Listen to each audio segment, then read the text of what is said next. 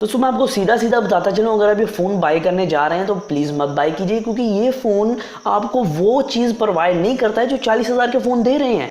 Latest technology videos के लिए खरड़ technical channel को अभी सब्सक्राइब कर लें और घंटी के बटन को भी दबा दें, जिससे आपको हमारी वीडियोस के नोटिफिकेशन आते रहेंगे। दोस्तों मुझे लग रहा था कि जो Oppo A7 है वो 33,000 के प्राइस टैग में लॉन्च होगा, तो मैं शायद गलत था। मतलब कि 33,000 के प्राइस टैग में वो लॉन्च नहीं हुआ, 40,000 के प्राइस टैग में लॉन्च हुआ। तो आपने शायद मेरी पिछली वीडियो देखी होगी, नहीं देखी तो नीचे डिस्क्रिप्शन में लिंक दे दिया, वो देख सकते हैं। लेकिन दोस्तों यहाँ मैं आपको बताता चलूँ, ओप्पो जो है आज तक के जितने फ़ोन मैंने रिव्यू किए हैं, सबसे ज़्यादा मुझे बुरा इस टाइम Oppo A7 लग रहा है। उसकी वजह मैं इस वीडियो में आपको बयान करूंगा, मैं आपको बताऊंगा कि क्यों नहीं आपको बाय करना चाहिए Oppo A7 2018। तो चलिए चलते हैं दोस्तों वीडियो की तरफ और जानते हैं। वीडियो को पूरी देखिएगा, क्योंकि आपके जो पैसे हैं जो आप मोबाइल फ़ोन पे लगाने जा रहे हैं वो बहुत कीमती हैं। इस वजह से आपको एक अच्छा फ़ोन बाय करना चाहिए। उससे पहले दोस्तों, अगर आपने हमारा अभी तक चैनल सब्सक्राइब नहीं किया है तो क्यों नहीं किया भाई, नीचे जाके लाल कलर का सब्सक्राइब बटन दबा दो और घंटी का बटन दबा दो, जिससे आपको ये होगा कि जो आपके पैसे हैं वो बचे रहेंगे इस तरह के, मतलब कि जो फ़ोन अच्छे नहीं आ रहे हैं उनसे। तो प्लीज़ सब्सक्राइब। दोस्तों यहाँ हम अगली बात नहीं जाएंगे, प्रोज एंड कॉन्स के बारे से बात करेंगे। स्पेसिफिकेशन अगर आप देखना चाहते हैं तो मेरी पिछली वीडियो थी, उसमें मुकम्मल स्पेसिफिकेशन रिव्यू दिया था, लेकिन 33,000 के हिसाब से, ठीक है, वो आप देख सकते हैं। तो उसके अंदर भी मैंने मतलब कि उतार दी थी ओप्पो की थोड़ी सी।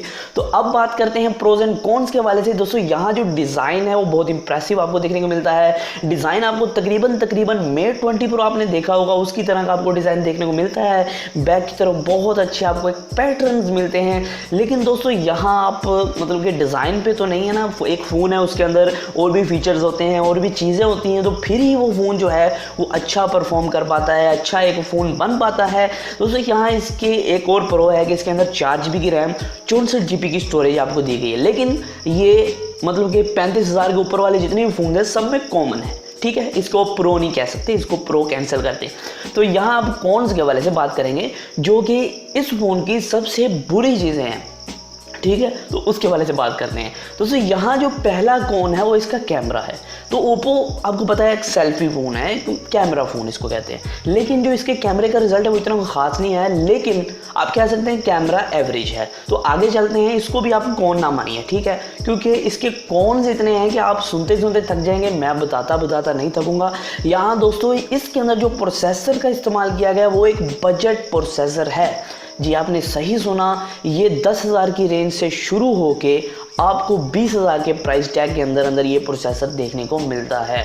ज़्यादा से ज़्यादा 25,000 के प्राइस टैग के अंदर ही मिल जाएगा, ज़्यादा 30,000 के। लेकिन यहाँ दोस्तों इकट्ठा ही आपको ओप्पो ने 40,000 के फ़ोन के अंदर एक बजट प्रोसेसर प्रोवाइड किया, जो कि एक बहुत ही गलत बात है। तो यहाँ आपको माइक्रो USB दे दी गई है, लेकिन यहाँ आपको फास्ट चार्जर का सपोर्ट नहीं मिलता है। आपको पता है इसकी बैटरी कितनी है? इसकी बैटरी 4200 mAh की है। तो अगर आपको फास्ट चार्ज नहीं देंगे तो आपकी जो बैटरी चार्जिंग टाइम है वो बहुत ही बढ़ जाएगा, तो आप घंटों अपने फ़ोन को चार्ज करते रहेंगे। तो ओप्पो जो एडवर्टाइजिंग कर रहा है अपनी, मतलब कि ऑनलाइन एडवर्टाइजिंग, उसमें ये लिखा जा रहा है कि हमारे फ़ोन में बहुत ही बड़ी बैटरी लगा दी गई है, जो हमारा फ़ोन है ये बैटरी के लिहाज से बेस्ट है। तो उसमें ये नहीं लिखा जा रहा कि भाईजान हमारा फ़ोन बैटरी अच्छी डाल दी है हमने इसके अंदर फास्ट चार्जिंग नहीं डाली है, जिसकी वजह से बैटरी को बहुत देर लगेगी चार्ज होने में। तो यहाँ मैं आपको बताता चलूँ, फास्ट चार्जिंग इसके अंदर नहीं है बैटरी के अंदर, बैटरी बड़ी होने के बावजूद। ये एक आप कौन ले सकते हैं और माइक्रो USB का सपोर्ट दिया गया 40,000 के रेंज में, ये भी एक बहुत बड़ा कौन है। यहाँ दोस्तों आपको कोई एमोलेड स्क्रीन नहीं मिलती है, यहाँ आपको 720p का पैनल मिलता है जो सपोर्ट करता है 271 ppi को। तो मुझे नहीं समझ आ रही कि यहाँ इसका मैं कौन सा ऐसा पॉइंट पकड़ूं जो मतलब कि अच्छा लगे, जो मैं कहूँ यार ओप्पो ने ये बात सही की है डिज़ाइन के अलावा।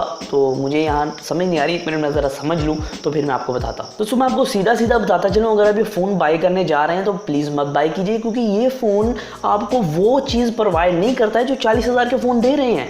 इससे अच्छा तो Note 6 Pro है, जो कि कम से कम आपको थोड़ा सा अच्छा प्रोसेसर तो दे रहा है, थोड़ा सा मतलब कि बेहतर प्रोसेसर तो दे रहा है। बेशक उसके अंदर फास्ट चार्जिंग नहीं है, कुछ कॉन्स हैं, लेकिन आपको बहुत ही बेस्ट प्रोसेसर दे रहा है। इससे वो 4,000 कम भी है, तो मतलब कि आपको क्यों ऐसा फ़ोन बाय करना है जिसके अंदर ज़रा भी अच्छी परफॉर्मेंस आपको नहीं मिलेगी, जिसके अंदर आपको जो है कोई भी चीज़ आपको बेहतर नहीं मिल रही है। दोस्तों इस रेंज के अंदर आपको ओनर के बहुत अच्छे फ़ोन मिल जाते हैं, हवावे के बहुत अच्छे फ़ोन मिल जाते हैं। आप दोस्तों मेरी चैनल पे बहुत सी वीडियोस अवेलेबल हैं, उनमें जाके चेक कर सकते हैं आपको कौन सा फ़ोन बाय करना है। तो दोस्तों बस आज की वीडियो से यही आपको बताना था। मैंने पहले एक बार इसकी वीडियो बना दी थी, मेरा दिल नहीं कर रहा था दोबारा बनाने को, लेकिन मजबूर कर दिया एडवर्टाइजमेंट ने और कल के लॉन्च ने। तो आज की वीडियो में सिर्फ इतना ही था दोस्तों। मैंने बताना था ये फ़ोन बाय करना तो अपने पैसे ख़राब करना एक बराबर है। दोस्तों आज की वीडियो में सिर्फ इतना ही, फिर मैं हाजिर हूं नई वीडियो के साथ। अल्लाह हाफिज़।